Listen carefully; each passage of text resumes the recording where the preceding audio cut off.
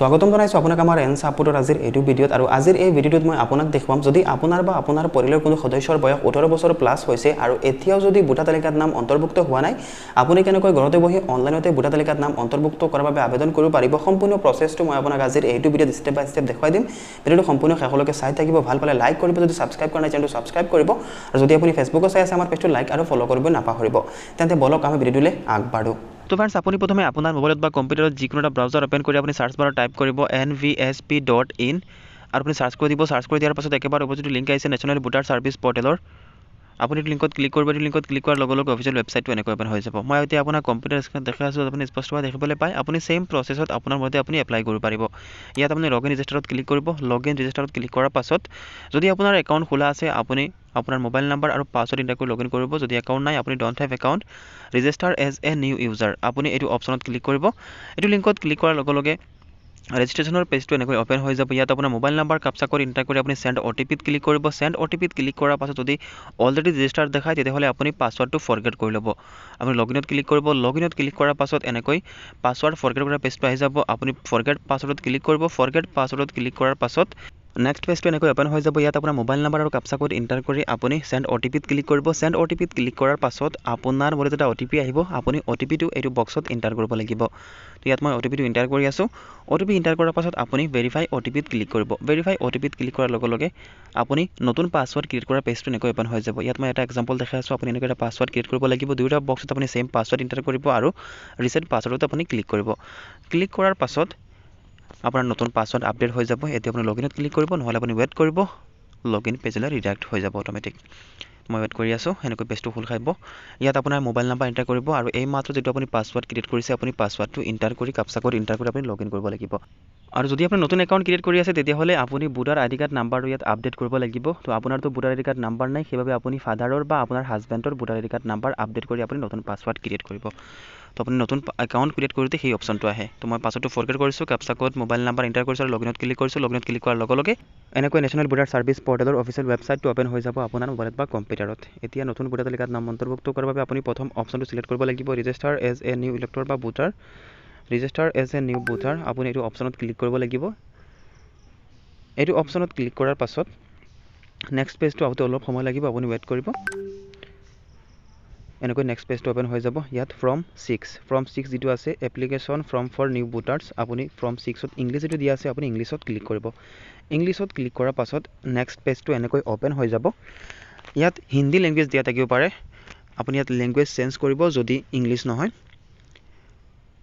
ইয়াত মই ল্যাঙ্গুৱেজটো চেঞ্জ কৰি আছো ইয়াত মই ইংলিশ সিলেক্ট কৰি দিছো ইংলিশ সিলেক্ট কৰি দিয়াৰ লগে লগে ফৰ্মখন ইংলিশত এনেকৈ ওপেন হৈ যাব এতিয়া আপুনি প্ৰথমে ষ্টেট নেম সিলেক্ট কৰিব লাগিব আপুনি ষ্টেট নেম আসাম সিলেক্ট কৰি দিব আপুনি আপোনাৰ ডিস্ট্ৰিক্ট নেমটো সিলেক্ট কৰিব ইয়াত মই তেওঁৰ ডিস্ট্ৰিক্ট নেমটো সিলেক্ট কৰি আছো ডিস্ট্ৰিক্ট নেম সিলেক্ট কৰাৰ পাছত আপুনি এছেম্বলি নেমটো সিলেক্ট কৰিব এছেম্বলি নেমটো সিলেক্ট কৰাৰ পাছত আপুনি স্ক্ৰল ডাউন কৰিব ইয়াত প্ৰথমে আপুনি তেওঁৰ শুদ্ধ নাম এণ্টাৰ কৰিব লাগিব এইটো সাইডৰ বক্সত আপুনি ইংলিশত এণ্টাৰ কৰিব লাগিব আৰু এইটো সাইডৰ বক্সত অসমীয়াত এণ্টাৰ কৰিব লাগিব তো মই তেওঁৰ নাম সাৰনেম ৰিলেটিভৰ নেম ফাদাৰ্স নেম বা আপুনি হাজবেণ্ডৰ নাম দিব ইয়াত মই তেওঁৰ ফাদাৰ্স নেম তেওঁৰ নিজৰ নাম ইংলিশ অসমীয়াত মই এণ্টাৰ কৰি আছো আপুনি কাৰেক্ট ডিটেইলছ ফিল আপ কৰিব এখিনি ফিল আপ কৰাৰ পাছত টাইপ অফ ৰিলেশ্যন ইয়াত আপুনি ক্লিক কৰিব যদি আপুনি হাজবেণ্ডৰ নাম দিছে তেতিয়াহ'লে ইয়াত আপুনি হাজবেণ্ড সিলেক্ট কৰিব আৰু যদি ফাদাৰৰ দিছে তেতিয়াহ'লে ইয়াত আপুনি ফাদাৰ সিলেক্ট কৰিব ইয়াত মই ফাদাৰ সিলেক্ট কৰি দিছো মোবাইল নাম্বাৰ আপুনি এণ্টাৰ কৰিব ইয়াত আপুনি আপোনাৰ মোবাইল নাম্বাৰটো এণ্টাৰ কৰিব এইটো বক্সত মোবাইল নাম্বাৰ এণ্টাৰ কৰাৰ পাছত আপুনি স্ক্ৰল ডাউন কৰিব স্ক্ৰল ডাউন কৰিলে আপুনি ইয়াত আধাৰ কাৰ্ড নাম্বাৰ এণ্টাৰ কৰাৰ আপুনি বক্সটো পাই যাব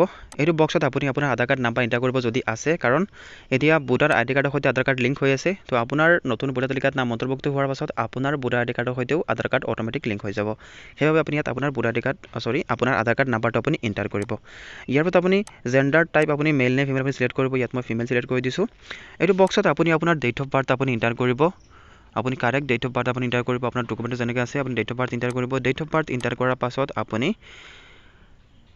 ডকুমেণ্ট কি দিব বিচাৰে আপুনি সিলেক্ট কৰিব লাগিব ইয়াত আধাৰ কাৰ্ড আছে মাৰ্কশ্বিট আছে পান কাৰ্ড আছে ড্ৰাইভিং লাইসেন্স আছে বহুত কিবা অপশ্যন দিয়া আছে তো ইয়াত মই ক্লাছ 9-10 যেটো হয় মাৰ্কশ্বিট সেইটো মই আপলোড কৰিম চুজ ফাইলত মই ক্লিক কৰিছো মই আপলোড কৰি দিছো ইয়াতে ফিল আপ কৰিব নালাগে এতিয়া আছে এড্ৰেছ ইয়াত আপুনি house number, area, village name, post office name, tehsil, pin code, district, এইখিনি আপুনি ফিল আপ কৰিব লাগিব। তো এইটো ছাইটত আপুনি ইংলিছত ইণ্টাৰ কৰিব লাগিব। এইটো ছাইটত অট'মেটিক অসমীয়াত আহি যাব। যদি অসমীয়াত স্পেলিং মিষ্টেক হয় আপুনি নিজে টাইপ কৰিব পাৰিব। তো এইখিনি মই স্পীডত ফিল আপ কৰি আছোঁ তেওঁৰ ডিটেইলছ।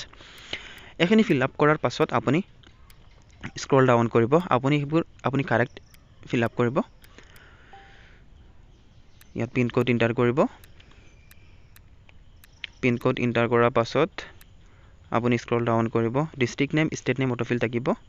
ইয়াত আপুনি ছাপৰ্টিং ডকুমেণ্ট আপুনি কি দিব বিচাৰে এড্ৰেছ প্ৰুফ হিচাপে ইয়াত আপুনি চিলেক্টত ক্লিক কৰিব। ইয়াত বহুতকেইটা অপশ্যন দিয়া আছে। ইয়াত মই আধাৰ কাৰ্ডখন আপলোড কৰিম। ইয়াত মই আধাৰ কাৰ্ড চিলেক্ট কৰি দিছোঁ। আধাৰ কাৰ্ড চিলেক্ট কৰিছোঁ আৰু মই চুজ ফাইলত ক্লিক কৰি তেওঁৰ আধাৰ কাৰ্ডখন মই এতিয়া আপলোড কৰিম। মই আকৌ চাইজ মিলাই ৰাখিছোঁ, সেইবাবে মই আপলোড কৰি আছোঁ। 5 MB ভিতৰত হ'ব লাগিব।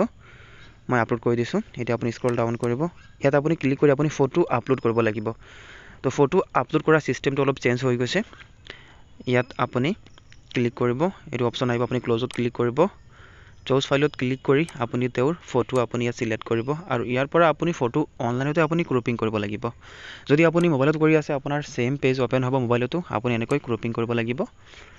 জুম কৰি আপুনি চাইজটো মিলাই ল'ব আৰু আপুনি প্ৰিভিউত ক্লিক কৰিব। প্ৰিভিউত ক্লিক কৰাৰ পাছত যদি ফটো কাৰেক্ট হয় আপুনি ছেভত ক্লিক কৰিব। ছেভত ক্লিক কৰাৰ পাছত আপুনি স্ক্ৰল ডাউন কৰিব। ইয়াত যদি কিবা ডিছেবিলিটি আছে আপুনি চিলেক্ট কৰিব, নহ'লে আপুনি পেজটো এনেই এৰি দিব।